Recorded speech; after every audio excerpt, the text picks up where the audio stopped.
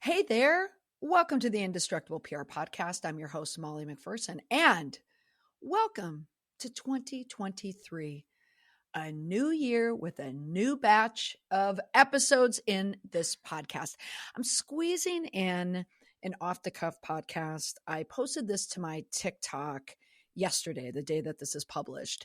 It's a top 10 list of the PR crises of 2022. I wanted to squeeze it in timely wise. So the episode that I had slated for this slot is going to be pushed to next week. But I had asked last week, December 27th, I posted to Twitter. I wanted to know everybody's thoughts on the worst PR crises in 2022 and hit send. And so this list is compiled from all of the responses that I received on Twitter. Now, I received a lot more than I'm doing in the top 10 for this podcast.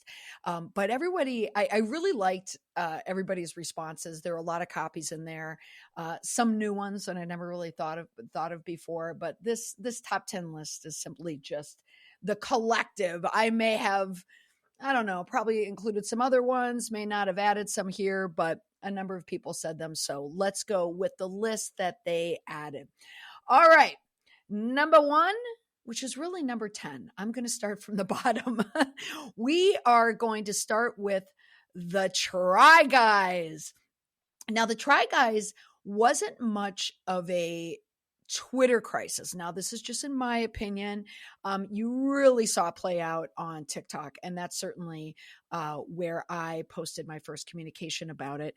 Quick side note, when this whole crisis happened, we have the Try, if you're not familiar, the Try Guys spun off of BuzzFeed. They are four guys who would, well, wait for it, try things. And one of the guys who made a brand around being just a great husband, Ned Fulmer, it was revealed that Ned was having an affair with a producer. Now, the PR crisis wasn't necessarily someone having an affair. I mean, that's never good for the brand. But the bigger problem was that he built his brand on being a great husband. Added to the problem was the fact that the person he was having the affair with was a producer. So now you have a disparity of power there as well. And that was from Big Molly Media. As soon as I saw that, I thought, that's the Twitter handle I want to snag. So that was her answer, number 10. Number 9, a number of people on Twitter came out with this one. I happen to pick Doug. I happen to know Doug. He said, for me, must Twitter debacle takes the cake. And that is my meta response for this top 10 list by having Elon having the Twitter crisis in my top 10 Twitter list.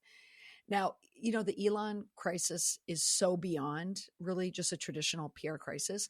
And I think this is probably a good moment to even bring up this point about what is a PR crisis? You know, what's the definition? Because someone had replied to my TikTok. I will put a link to my TikTok in the show notes about, I had a description in there about how I define a public relations crisis. And how I kind of step back and look at it is a lot of people tend to look at a PR crisis as just one big event that makes headlines. I mean, unless you're in the industry, just everybody assumes it's just one big crisis. If you know about it, it's considered a PR crisis.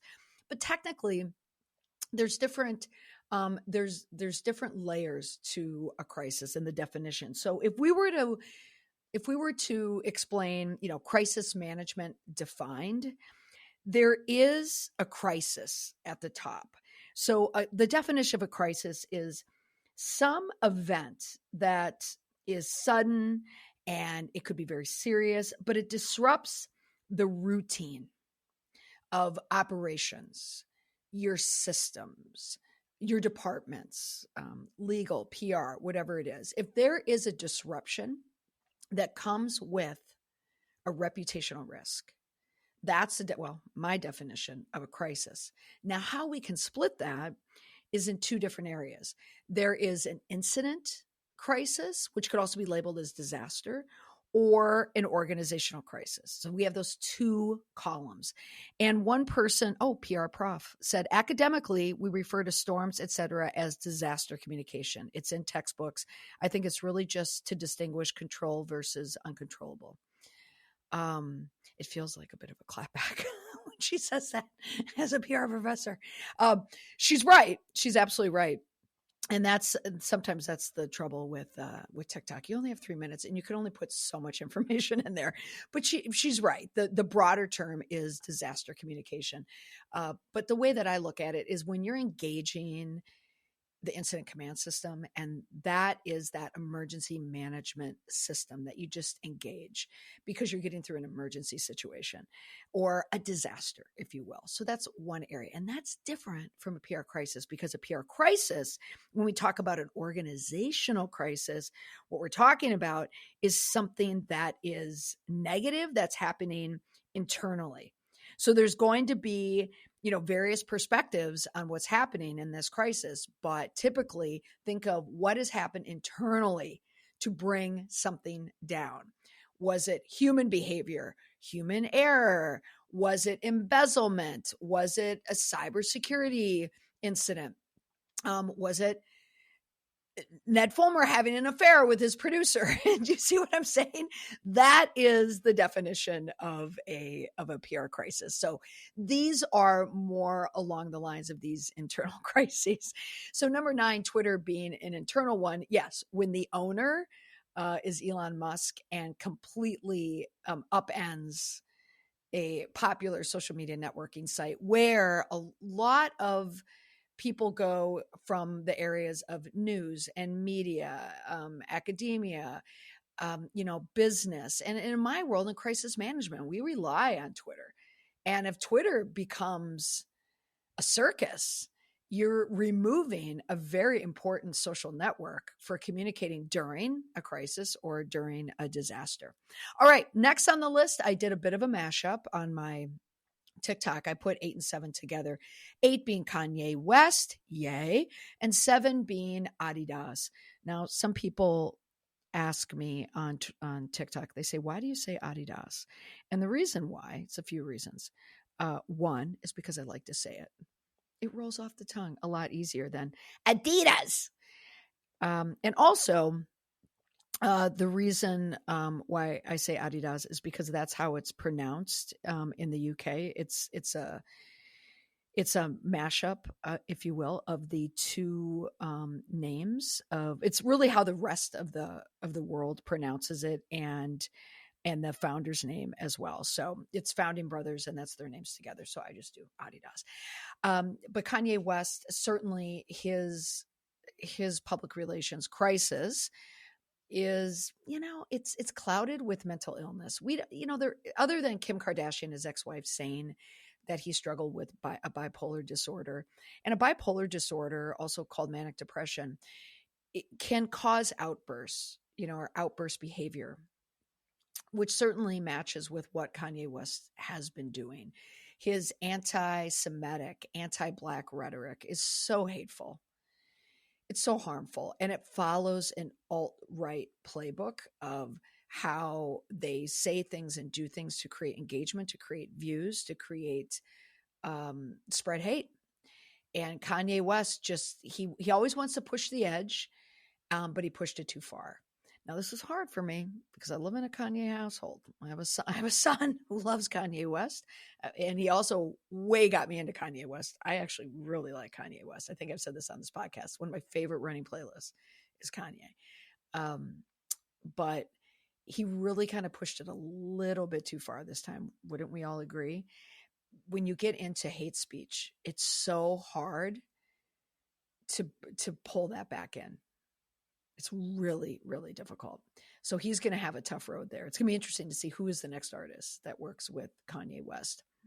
The reason why Adidas is tied in, of course, because the Yeezus brand, when Kanye, who was in partnership with Adidas and his Yeezy brand, they were very slow to respond, too slow. So when it becomes a story, a big media story, then that's a PR crisis.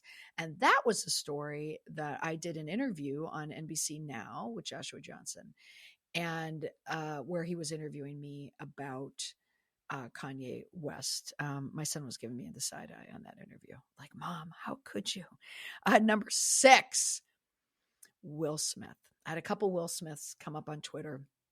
On my TikTok post, one guy mentioned, he said, thanks for the reply, but why no commentary on Will Smith? And there was 2 reasons. One, just timing. I was getting tight on my 3 minutes, but also it goes without saying, right? I don't even think we need to explain with Will what happened with Will Smith there, walking on stage during the Academy Awards and slugging Chris Rock, a presenter.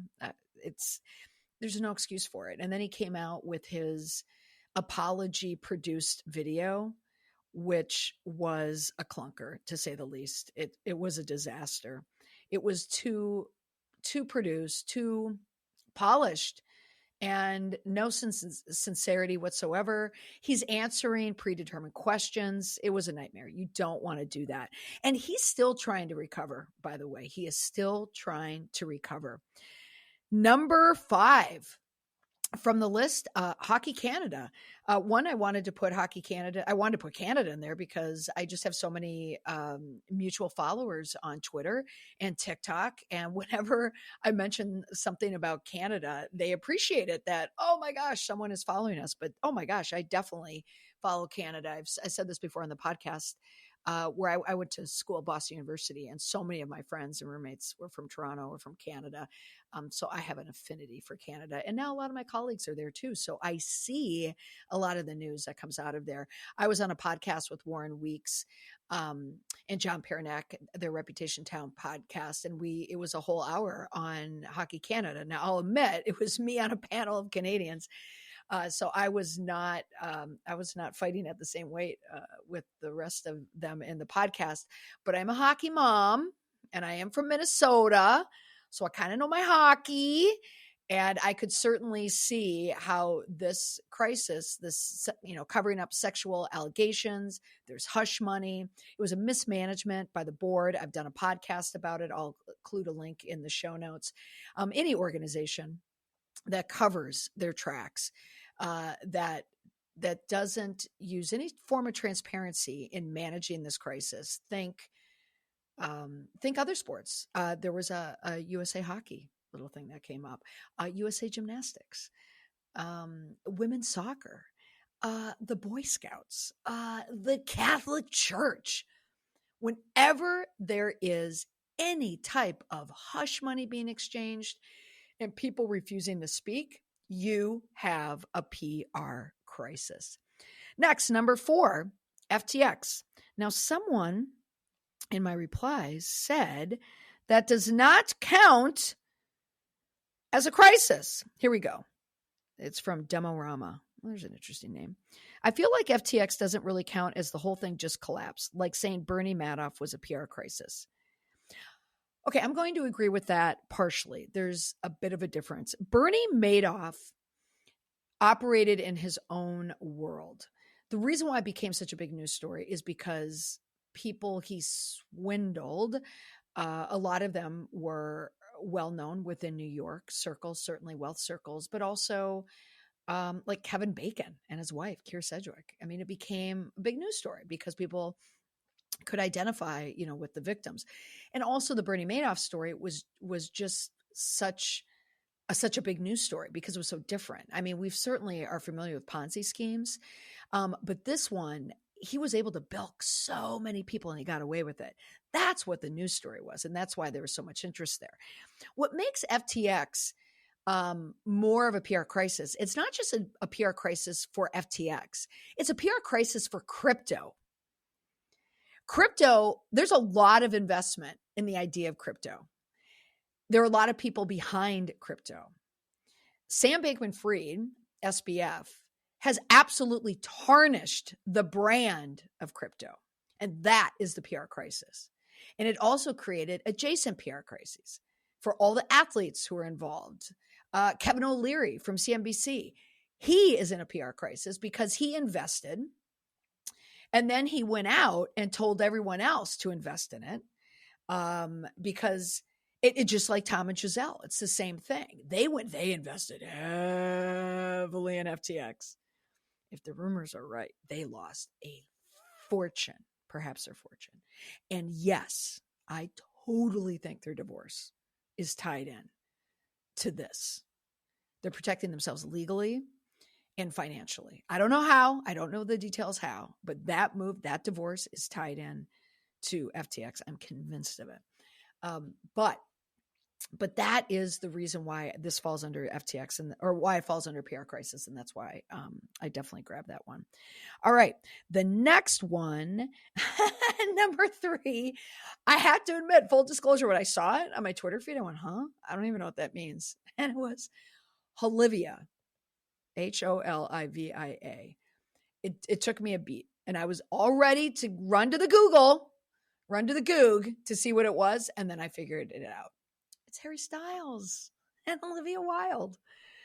And I put that high on the list, and she was the only one person mentioned, Olivia, Anula Mesta. The reason why I put that high on the list is because that was a PR crisis that dragged for a long time, and it lived in social media and particularly TikTok. And when you have a crisis that just lands in that algorithm hellscape for a brand, it just doesn't end. It goes on and on and on. And I know this because I did a couple Olivia Wilde, Harry Styles, Don't Worry, Darling posts on TikTok, and they got huge numbers. And when I look at huge numbers on my posts, I don't think, hey, look at that content that I made. People must love it. They love me. No, it's because my topic is about a trending topic. And I just ride an algorithm wave. So that's why I know that was a big one. So that's why I added that for number 3. Harry Styles, I think, was able to leverage that PR crisis to his benefit. So he was able to find the opportunity in the crisis that belonged to his former girlfriend, Olivia Wilde. Olivia Wilde is the one who shouldered that entire crisis. She was a director. She's a female director. And personally, I want to see a female director succeed. We should all want to see minority directors succeed in a field that is typically where success is seen in the hands of white men, especially, Hollywood. So we want to support that. So this was her second film, I believe. And so we want her to receive some success. However, she was the director and she hooked up with one of her stars of the film. Okay. That is no different than a CEO hooking up with an employee. And that's where it gets a little snaky, folks. And that's why it's a PR crisis. It was internal. There was an organizational crisis. The director had an affair with an actor. Now, if we were to believe the scoop, the gossip, the blind gossip, is that Florence Pugh hooked up with Harry Styles before that. And that might be part of the reason why Florence Pugh wasn't that happy with Olivia Wilde. Whatever it is, it got messy. And when things get messy, they create a crisis. So that's number 3. Number 2 is another huge crisis because it's a huge star, huge artist, but also had a lot of legs on social media. And again, I know this from my posts. Taylor Swift with Live Nation Ticketmaster. Now, I'm not adding, even on my list on TikTok, I didn't say Taylor Swift. As a matter of fact, I didn't even mention her name. It is a Ticketmaster Live Nation crisis. And what I had mentioned is Taylor Swift, I feel that she kind of knew all of this was going to happen, that she would work with Ticketmaster to roll out her tour. Bruce Springsteen had the same problem. He had dynamic pricing when his tickets went on sale, and the Ticketmaster fiasco behind the scenes was a nightmare for ticket buyers. I know this because I speak from experience. I purchased tickets and I was on the phone with a friend of mine and he was higher in the queue than me. So I was working and I was listening to him as his numbers went up.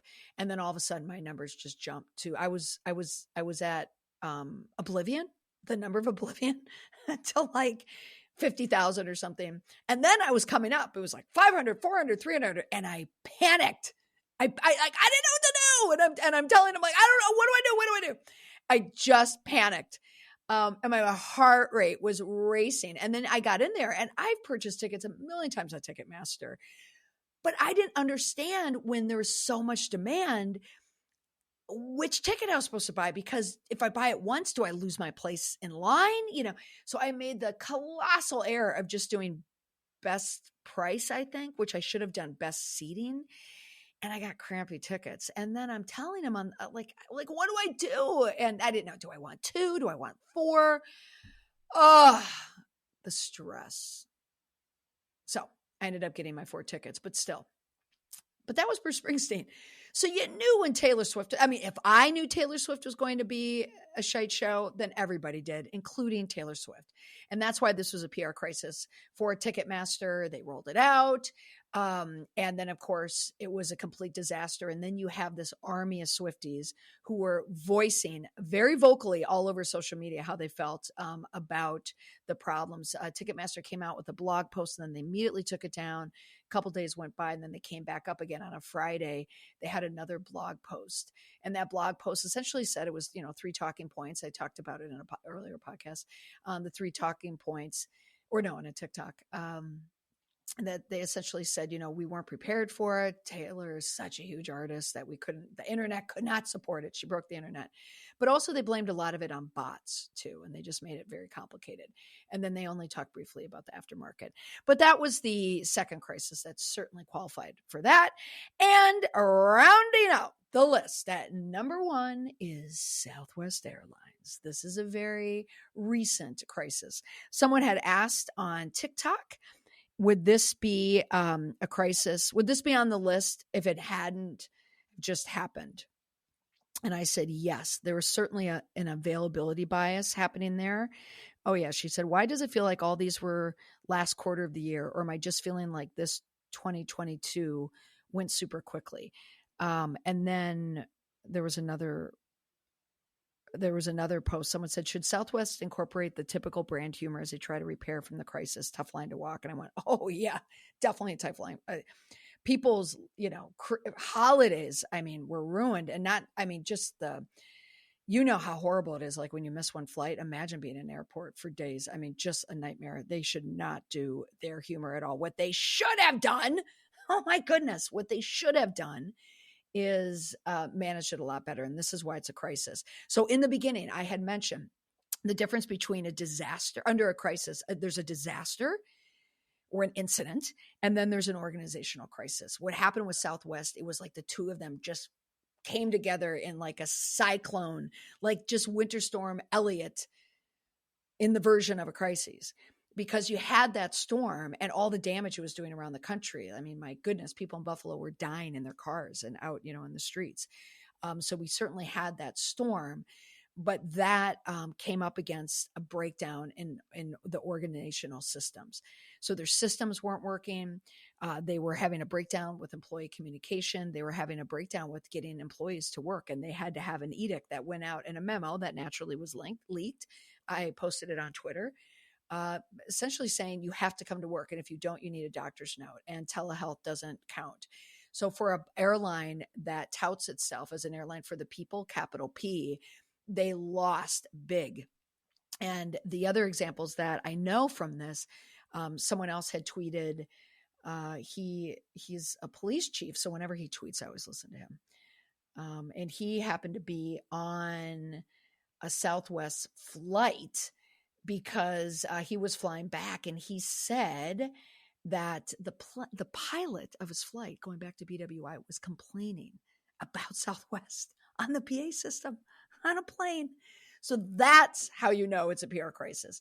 The other part where they really dropped the ball is their rollout of their communication. The CEO was very late to the game on this one.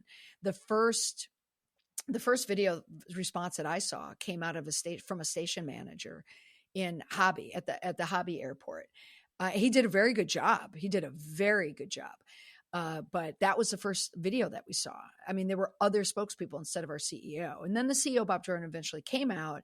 It was a video that was posted to their media center, their newsroom. It has the script there as well. I mean, the script, when you read it, like, okay, it's a good script.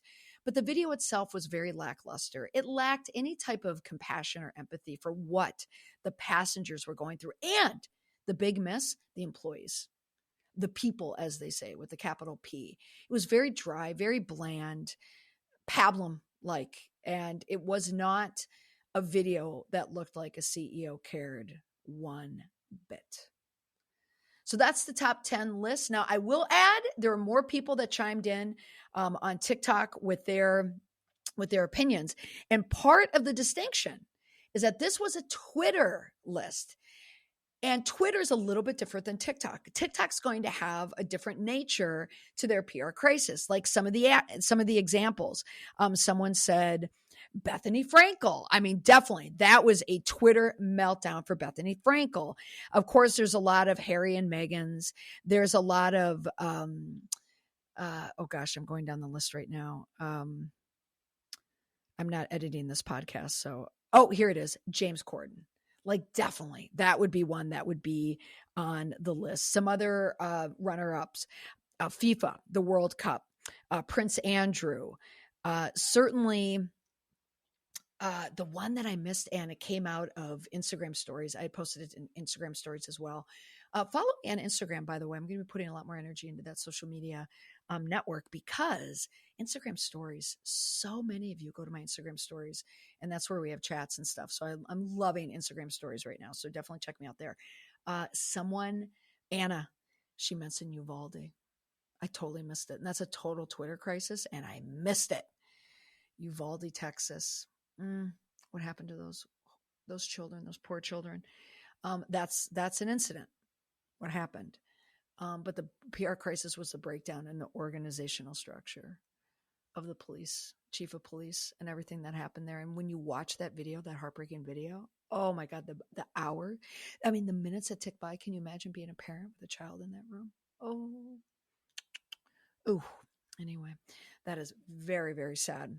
So I can't leave it on that note. That's a sad note. I know. Let's leave it on the indestructible PR tip in every podcast. I always leave one easy to remember, leave behind tip to help you build an indestructible reputation. And here's what it is. There is a through line in this entire list, 1 through 10 of these PR crises, and all the other ones that I mentioned as well.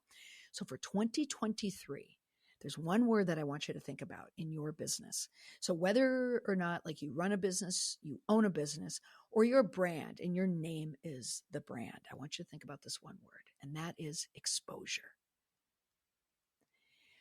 What would happen if someone exposes you? Is there something that can be exposed? Is there a behavior? Is there something hidden? Is there hush money? Is there hush actions? Is there a lack of transparency? Is there some organizational gap that could lead to some type of crisis? Because nothing gets by anyone nowadays. Something may come out on social media immediately, or it may take a while, but eventually someone always finds out. Close the gaps. Remove any and all exposure. That's all for this week on the podcast. Thanks so much for listening. Let's have a great 2023. Bye for now.